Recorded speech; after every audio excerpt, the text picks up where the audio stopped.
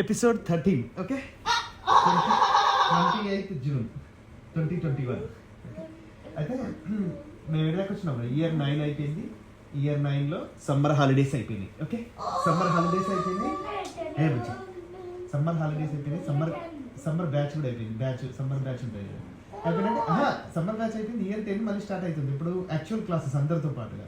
Okay, కానీ year 10లో కొన్ని మార్పులు జరిగాయి. యాక్చువల్గా ఇయర్ 10 హాలిడేస్లో కొన్ని జరిగినాయి. ఏం చేయాలంటే ఇట్లా కొన్ని గొడవలు అవి జరిగినాయి. బట్ అది రేపు చెప్తాను, ఎందుకంటే ఇప్పుడు మంచి ఇయర్ 10 మెమొరబుల్గా ఫినిష్ చేస్తాం ఆ school. Okay, so June hostel. So year 10 June 12th వచ్చింది. మళ్ళీ నానా స్కూల్ స్టార్ట్ అయింది. June 12th అనేది మనకు వర్కింగ్ డే అన్నట్టు ఇండియాలో ఎప్పుడైనా కూడా June 12th. So 12th June మళ్ళీ కొత్త సంవత్సరం స్టార్ట్ అయింది. మళ్ళీ లెటర్ వచ్చింది. లెటర్ రాగానే మళ్ళీ తాత నాన్నని తీసుకొని పోయిండు. ఈసారి నాన్న మస్తు ఎక్సైటెడ్ ఉన్నాడు. ఎందుకు తెలుసా, ఇంకా నాన్న నిక్కర్లు కాకుండా కొన్ని ప్యాంట్లు వేసుకుంటాడు అన్నట్టు. ఓకే, ఏది స్కూల్ డ్రెస్ ఒక ప్యాంటు కొనుక్కున్నాడు, ఒక కుట్టించుకున్నాడు. తర్వాత కొన్ని సివిల్ ప్యాంట్లు కూడా కుట్టించుకున్నాడు అన్నట్టు. అయితే అప్పుడు ప్యాంట్స్ ఎట్లా కుట్టించుకునేదానంటే నాన్నకు ఇట్లా బట్టలు తీసుకొని, అంటే ఇట్లా కొత్త బట్టలు కొనుక్కుని కాదురా, తాత బట్టలు ఉంటాయి కదా ప్యాంట్స్, తాత ప్యాంట్స్ పెద్దగా ఉంటాయి కదా, తాత ప్యాంట్స్ చినిపోయినాయి ఉంటాయి కదా, వాటిని టైలర్కి ఇస్తే మళ్ళీ వాళ్ళు కట్ చేసి మళ్ళీ నాకు కుట్టేది అన్నట్టు. అంటే ఎట్లా అంటే ఇప్పుడు నా ప్యాంట్ ఉన్నది అనుకో, మురుగానికి కొత్త ప్యాంట్ కొనకుండా నా ప్యాంట్ని మళ్ళీ కట్ చేయించి కుట్టించేది అన్నట్టు. ఎందుకంటే అప్పుడు డబ్బులు ఉండేది కాదు కదరా. సో ఓన్లీ టైలర్ డబ్బులు పెడితే కొత్త ప్యాంట్ వచ్చేది అన్నట్టు. కొత్త ప్యాంటు 100-150 రూపీస్ అయితే అనుకో, పాత ప్యాంటుని కట్ చేసి కుట్టిస్తే ఇంత 20 రూపీస్ 30 రూపీస్ ఉండేది అన్నట్టు. ఇది టైలర్ ఛార్జెస్ ఓన్లీ. సో అట్లా నాన్న 2 ప్యాంట్స్ కుట్టించుకున్నాడు. నాన్నకి ఏంటంటే కొంచెం ప్యాంట్లు అంటే కొంచెం మోజు పెరిగింది అన్నట్టు. అందులో మా సార్లు కొందరు ఏంటంటే మంచి చెక్స్ ప్యాంట్స్, తర్వాత మంచి ఇట్లా బ్యాగీ ప్యాంటు, అట్లా రకరకాల ప్యాంట్స్ తీసుకొని వస్తే నాన్న ప్యాంటు. తర్వాత నాన్న ఇంకోటి ఏంటి అంటే ఒక జీన్స్ ప్యాంట్ కూడా కొనుక్కున్నాడు, ఒకటి మంచిది, ఒకటి జీన్స్ ప్యాంటు. ఓకే, సో ఇంకా హాస్టల్ వేడిగా. హాస్టల్లో ఈసారి ఏమైంది అని అంటే ఇయర్ 9లో 2 sections ఉండేది, AB. బట్ స్ట్రెంత్ చాలామంది వెళ్ళిపోయిండ్రు. ఎందుకంటే మా ప్రిన్సిపల్ సార్ కొడతాడు అందరినీ, ముడ్డి వల్ల కొడతాడు, మొత్తం ముడ్డి మీద ఫుల్ కర్ర పెట్టి ఫుల్ కొట్టేది కొడతాడు, అందరినీ ఇట్లా వేస్తాడు. తర్వాత వైస్ ప్రిన్సిపాల్ వచ్చేసి ఇట్లా ఇట్లా అనేది ఇట్లా చూపెడతా నీకు ఎట్లా తెలుసా, ఇట్లుంటుంది కదా, ఇట్లుంటుంది కదా, ఇట్లుంటుంది ఇగో ఇట్లా అని అట్లా గిల్లేది. మేము అబ్బా అనుకో, ఏమంటారా నేను ఏమంటారా అనుకుంటా, ఇట్లా గిల్లేది ఇట్లా గిల్లేది అట్లా గిల్లేది అన్నట్టు. అట్లా సార్ కొట్టేది అన్నట్టు. అయితే ఇంకా ఒట్టి కాదా, చదవకపోతేరా ఒట్టి కింద కొడతారా. అయితే బుక్ చదవమనేదిరా. బుక్ చదవమంటే ఏంది, రీడింగ్ చేయమంటే రీడింగ్ సరిగ్గా చేస్తుంది కదా. అయితే రీడింగ్ సరిగ్గా చేయకపోతే కొట్టేది అన్నట్టు. అయితే ఇక అయిపోయాక మేము ఇయర్ 10లోకి వచ్చినాము. మాకు కొత్త పీటీ సార్ వచ్చిండు. కొత్త పీటీ సార్ ఏంటంటే అన్నమరాజు అని కొత్త పీటీ సార్ వచ్చిండు. ఆ పీటీ సార్ భలే ఉండేటోడు. పీటీ సార్ బక్క ఉండేది, మీ సార్ ఉండేది ఉండేదన్నట్టు. మా రాఘవయ్య సారు ఇంకా ఆయన వెళ్ళిపోయింది. ఇంకా ఆయన వాళ్ళ హోమ్ టౌన్కి వెళ్ళిపోయిండు. ఆయన రిజైన్ చేసి వెళ్ళిపోయింది. ఇంకా కొత్త పీటీ సార్ వచ్చిండు. కొత్త పీటీ సార్ మాకు మస్తు రెస్పెక్ట్ ఇచ్చేది, ఎందుకంటే మేము అందరూ ఇయర్ 10 అని చెప్పేసి.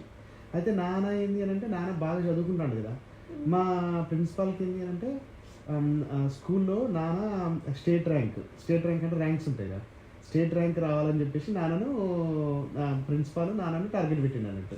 ఎందుకంటే ఇట్లా కొమాండోస్ రావని బాగా చదువుతుండు, సో వీడికి స్టేట్ ర్యాంక్ రావాలి అని చెప్పేసి నాన్నను బాగా చదవాలని చెప్పేసి పెట్టిండు. మా పీటీ సార్ ఏంటి అంటే పీటీ సారు మస్తు ఎంకరేజ్మెంట్ ఇచ్చేది అన్నట్టు. చదవాలిరా, బాగా చదవాలి అది ఇది అని చెప్పేసి బాగా ఎంకరేజ్మెంట్ ఇచ్చేది అన్నట్టు. ఇక మేమేంది ఎవ్రీడే డే 1 నుంచి ఏంటంటే మేము రోజు నైట్ కూడా చదివేవాళ్ళం అన్నట్టు. 9 తర్వాత 10 తర్వాత సార్లు వద్దన్నా కూడా ఏంటంటే అందరు పడుకున్నాక కూడా నేను ఇంకో ఫ్రెండ్ పోయి బుక్ పట్టుకొని చదివేటోళ్ళము.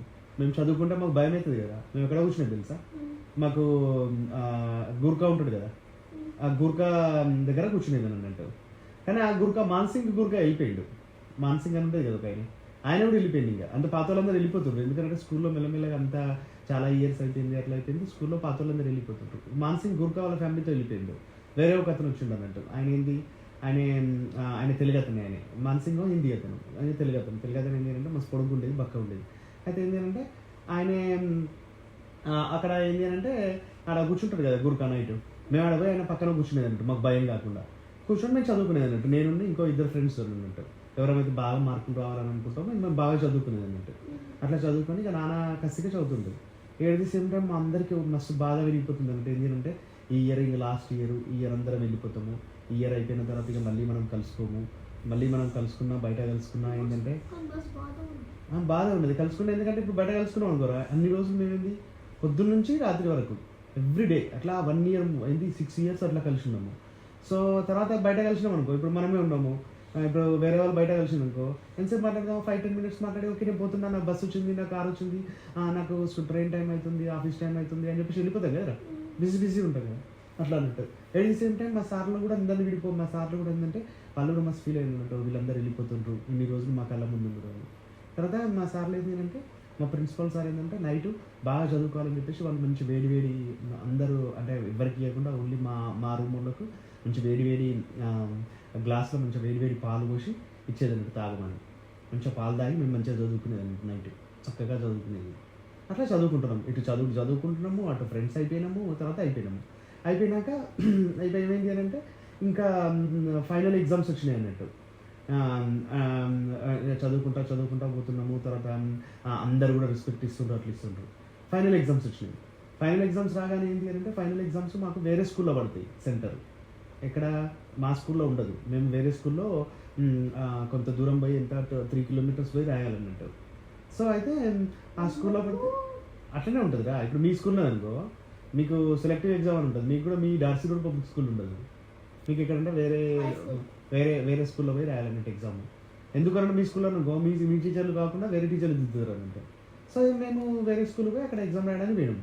ఇక మా ఒక సార్ మమ్మల్ని రోజు తీసుకొని వెళ్ళిపోయాడు. రోజు తీసుకొని పోయాక మేము ఏంటంటే ఇంకా అందరు ఇట్లా ఉంటారు కదరా, నాన్న బాగా రాస్తానని చెప్పేసి నాన్న పక్కన ఇంకొక అతను ఉండేది రాము అని, ఆయన ఉండి అప్పుడు నాకు చూపెట్టవా అనేది అన్నట్టు. అంటే నాన్న ఏం చేసేది తెలుసా, నాన్న మొత్తం చూపెట్టేటోడు కాదు, ఎందుకంటే మొత్తం చూపెడితే వాళ్ళకి నాన్నకంటే ఎక్కువ మార్కులు వస్తాయి కదరా. అందుకే నాన్న ఏంటంటే కొంచెమే చూపెట్టేటోడు అన్నట్టు. కొంచెం చూపెట్టేది నాన్న ఫుల్ అడిషనల్ షీట్స్ ఉంటాయి కదరా, పేపర్స్. సార్ 1 paper రాసి సార్ పేపర్ అని చెప్పేసి ఫుల్ పేపర్ తీసుకొని నాన్న ఇన్ని కట్టలు రాసేది అన్నట్టు. ఒక సబ్జెక్టు 30, ఒక సబ్జెక్టు 40 pages అట్లా రాసేది అన్నట్టు. ఒక సబ్జెక్టు 50 pages అట్లా అడిషనల్ షీట్స్. వేరేటోళ్ళు కొందరు అయితే ఏమైంది బాబు తీసుకుంటారు అతను రాసేది. రాసినాక అట్లా రాసింది. అట్లా మేము సరదాగా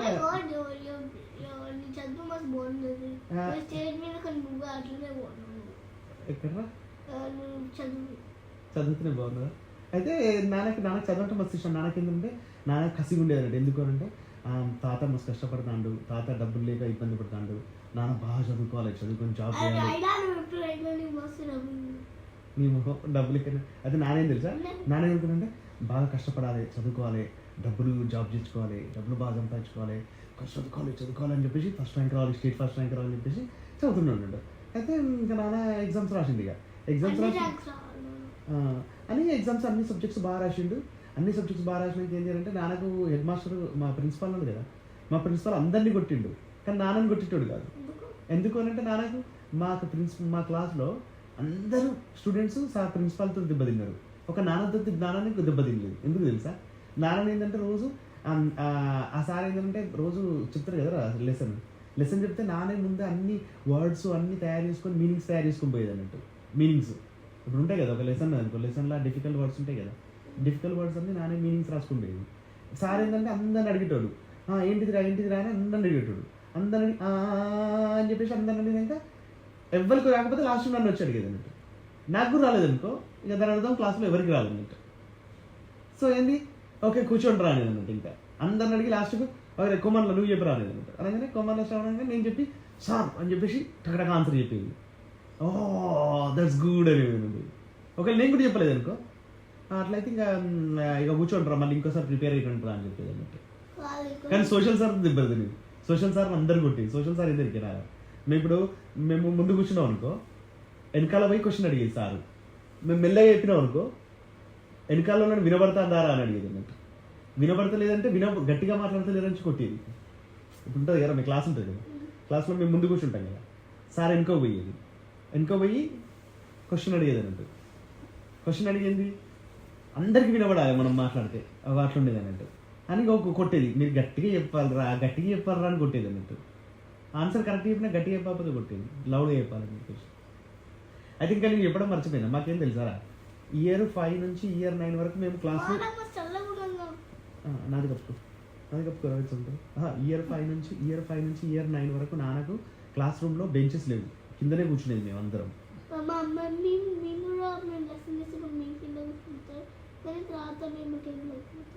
కానీ ఇయర్ 10లో మాకు బెంచెస్ వచ్చినాయి.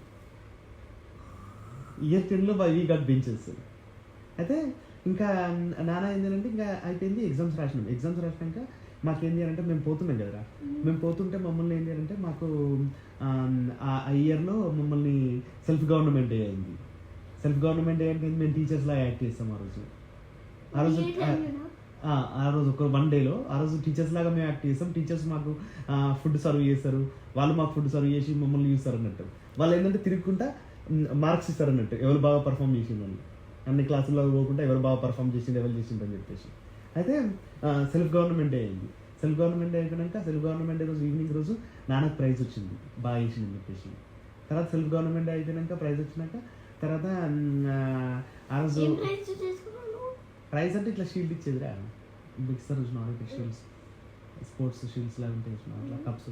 తర్వాత ప్రైజ్ వచ్చినాక తర్వాత అయిపోయినాక మళ్ళీ మాకు కల్చరల్ యాక్టివిటీస్ అయినాయి.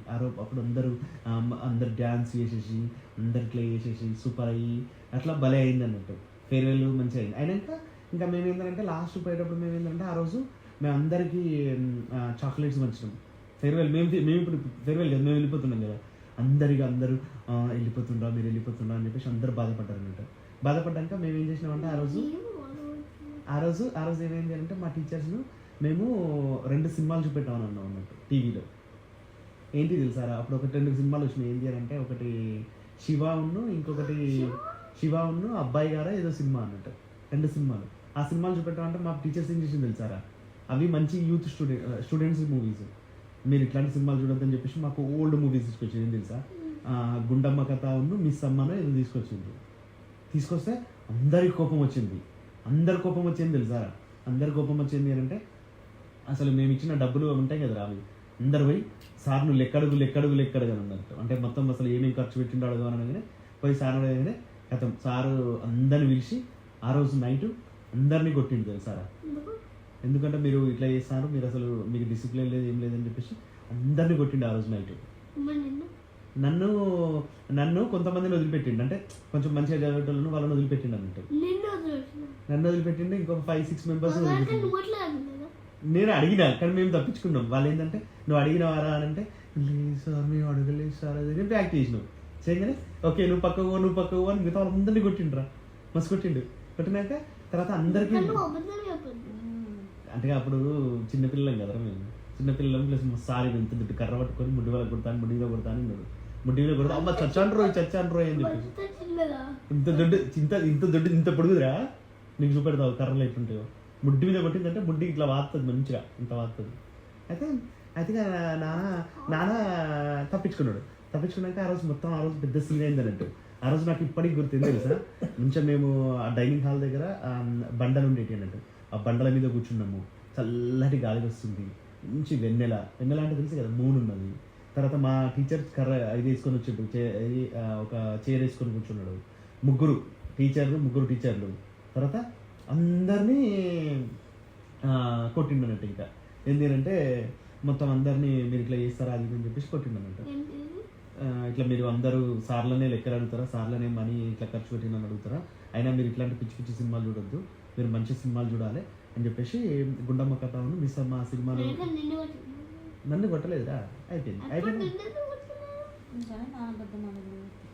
నానా అబద్ధం అంటే తప్పించుకున్నారా ఇది ఒక్కసారికి. బట్ ఇంతకుముందు వేరే సార్లు సార్ నానంటే ఇది ఉండేది. తర్వాత మమ్మల్ని గెస్ మార్క్స్ ఏమన్నారు అన్నట్టు. గెస్ మార్క్స్ అంటే ఏంటంటే ఎవరెవరు ఎన్ని ఎగ్జామ్ వస్తారు కదరా, ఎన్ని మార్కులు వస్తాయి గెస్ మార్కులు రాయమన్నారు అన్నట్టు.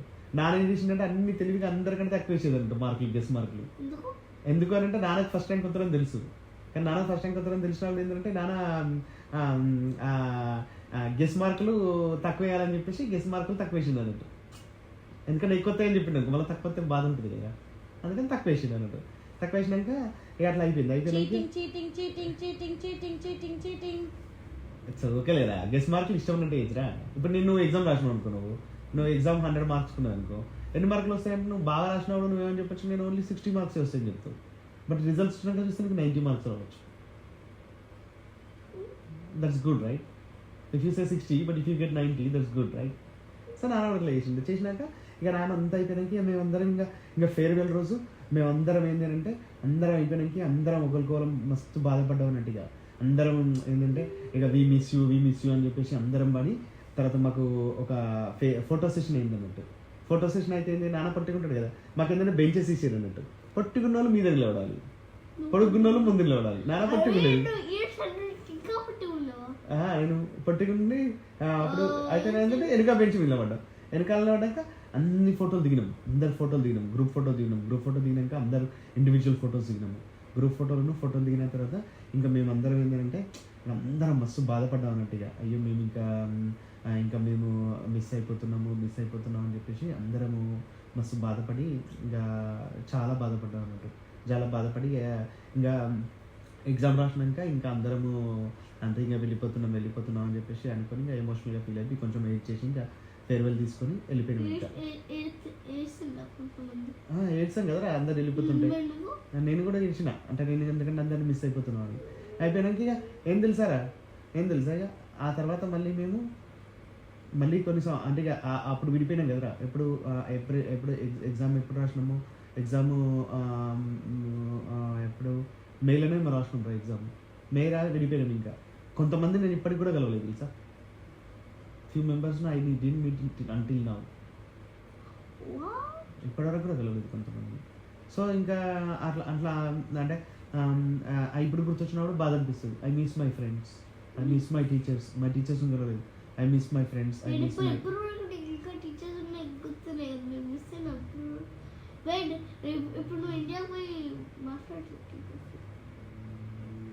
టీచర్స్ తోటి ఇప్పుడు కలవాలనుకుంటా, కానీ ఇప్పుడు ఇండియాకి ఎక్కడ పోతుందా. మధ్యలో నాన్న అమ్మ మ్యారేజ్ అయినప్పుడు కొంతమంది వచ్చారు అప్పుడు టీచర్స్ తర్వాత అందరు లేదు కదా అవైలబుల్ ఉన్నారు. టీచర్స్ తర్వాత నాన్న వాళ్ళ ఫ్రెండ్స్ వచ్చింది అన్నట్టు. అప్పుడు అందరూ చాలా మంది కలుసుకొని అందరు they were very excited, wow అని చెప్పేసి. అందరు రాలేదురా, కొద్దిమంది వచ్చారు. ఒక మా ప్రిన్సిపాల్ వచ్చిండు, మా వైస్ ప్రిన్సిపాల్ వచ్చిండు, మా సైన్స్ టీచర్ వచ్చింది, సోషల్ టీచర్ వచ్చిండు, తర్వాత హిందీ టీచర్ వచ్చిండు.